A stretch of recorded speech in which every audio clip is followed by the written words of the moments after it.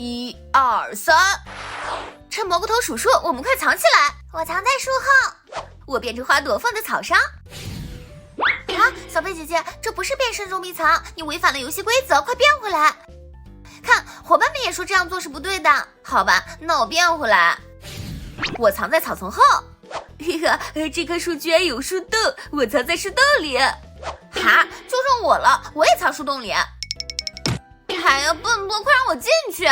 不行，树洞装不下2个人，你去别处吧。可恶，这也没有别的地方呀。有了，我藏石头后面。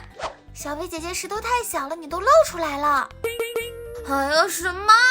那我再换个地方。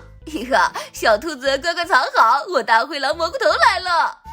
哈，糟了，来不及了，我蹲。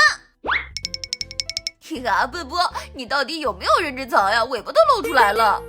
不听，蘑菇头肯定是想骗我出去，还不出来？你在树洞里面，尾巴我戳。原来我的尾巴真的露出来了，哼，我下次藏得更好。我看看其他人在哪里，这边没有，这边也没有，他们藏的也太好了吧！哈，有虫子！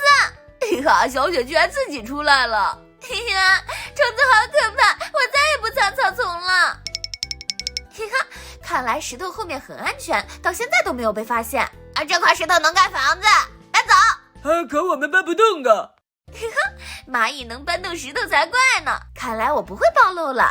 我来帮你们，我搬。是小贝啊，石头我扔。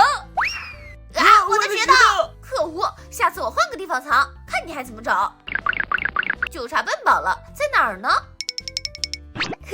原来在这儿啊！笨宝，你跟笨波一样都露尾巴了，我抓。什么？怎么是气球？那是障眼法，我早就跑草丛里了。嘘，你们可别说出去喽。可恶，伙伴们，你们知道笨宝在哪里吗？他也太会藏了。